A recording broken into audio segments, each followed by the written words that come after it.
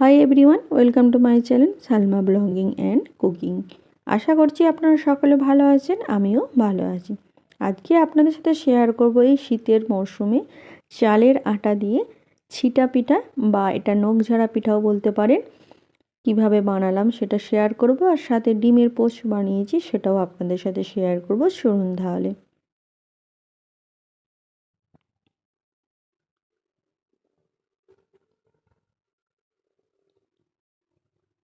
এই পিঠাটা বানানোর জন্য এখানে আমি একটা পাত্র নিয়ে নিয়েছি, তার মধ্যে চালের আটা দিয়ে দিচ্ছি প্রায় 2 কাপ। এটা আতপ চালের আটা।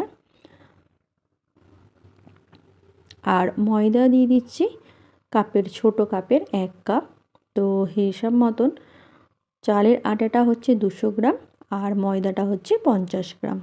এরপর হাফ চামচ লবণ দিয়ে দিলাম, 1 চামচের অল্প একটু কম চিনি দিয়ে দিলাম, আর অল্প করে রিফাইন অয়েল দিয়ে দিচ্ছি, প্রায় 1 চামচ ধরে নিন। এরপর এখানে ঈষৎ উষ্ণ গরম পানি দিয়ে দিচ্ছি, দিয়ে একটা ব্যাটার তৈরি করে নেব। ব্যাটারটা বেশি ঘনও হবে না আর বেশি পাতলাও হবে না। প্রথমে অল্প করে পানি দিয়ে ব্যাটারটা তৈরি করে নিয়েছিলাম, তারপর আবার খানিকটা পানি দিয়ে ব্যাটারটাকে এইভাবে তৈরি করে নিলাম। এখানে দেখতে পাচ্ছেন ব্যাটারের ঘনত্বটা কীরকম হয়েছে। এরপর পিঠাগুলো তৈরি করে নেব। ওভেনেতে একটা কড়া বসিয়ে দিয়েছিলাম, তার মধ্যে রিফাইন অয়েল দিয়ে কড়াটাকে ভালো করে গরম করে নিয়েছিলাম। নিয়ে পিঠাটা তৈরি করে নিচ্ছি। আর এই পিঠাটার নাম যেহেতু ছিটা পিঠা, তো এইভাবে ছিটিয়ে ছিটিয়ে বা নখ দিয়ে ঝেড়ে ঝেড়ে পিঠাটা তৈরি করে নিচ্ছি।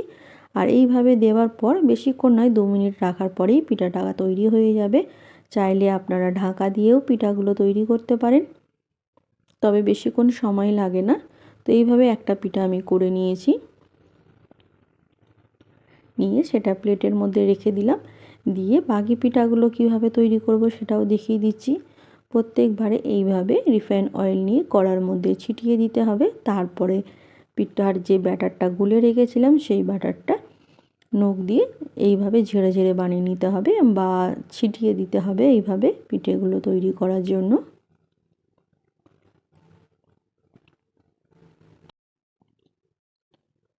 প্রত্যেকটা পিঠা কিভাবে তৈরি করছি সবটাই আপনাদের দেখাবো, আপনারা দেখতে থাকুন। আর খুবই কম সময়ের ভিডিও, বেশি বড় ভিডিও নয়, পারলে পুরো ভিডিওটা দেখুন। তো এখানে দেখতে পাচ্ছেন পিঠাটা আমার তৈরি হয়ে গেছে। আমি এক সাইড দিয়ে পিঠাটাকে তুলে নিচ্ছি। তুলে নিয়ে আবার একটা প্লেটের মধ্যে রেখে দিচ্ছি।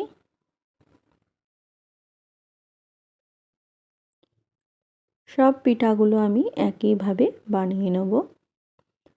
আজকে আমার চ্যানেলে যারা নতুন এসছেন, ভিডিও দেখছেন, ভিডিওটি ভালো লেগে থাকলে আমার চ্যানেলটা সাবস্ক্রাইব করবেন আর নোটিফিকেশানটা অন রাখবেন। আমি যখনই কোনো ভিডিও আপলোড করি না কেন আপনাদের কাছে নোটিফিকেশান পৌঁছে যাবে।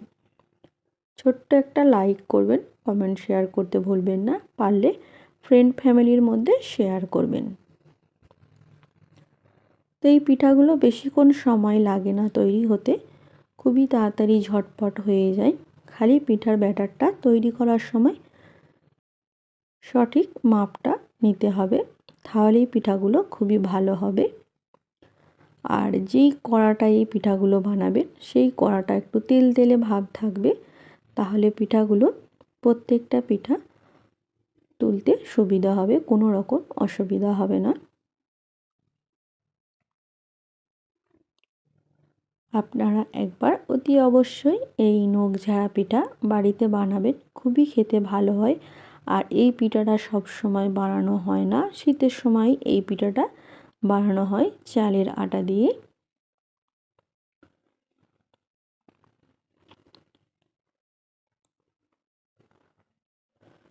তো এই পিঠাটাও আমার তৈরি হয়ে গেল, সেটাও দেখিয়ে দিচ্ছি। আর দেখতেই পাচ্ছেন প্রত্যেকটা পিঠা কীভাবে কড়া থেকে উঠে যাচ্ছে, কোনো রকম লেগে থাকছে না। এইভাবে প্রত্যেকটা পিঠা তুলে আমি প্লেটের মধ্যে রেখে দিচ্ছি। আর এই পিঠাগুলো গরম অবস্থায় খেতে খুবই ভালো লাগে। চেষ্টা করবেন গরম গরম তৈরি করবেন আর গরম গরম সার্ভ করবেন। এরপর এই পিঠাগুলোর সাথে আমি ডিম ভাজা করব বা ডিমের পোচ করব। তার জন্য কড়াতে আমি 1 চামচ রিফাইন অয়েল দিয়ে দিয়েছিলাম। রিফাইন অয়েলটা গরম করে এতে একটা ডিম দিয়ে দিলাম ফেটে, আর সাথে দিয়ে দিলাম অল্প করে লবণ। আপনারা চাইলে এখানে পেঁয়াজও দিতে পারেন। তো আমি এইভাবে ডিমের পোচ দিয়েই ভালো লাগে। বাড়িতে সবাই এইভাবেই ডিমের পোচ দিয়ে এই নকঝাড়া পিঠে খায়। তো এইভাবে আমি আরেকটাও ডিম পোচ করে নেব একইভাবে।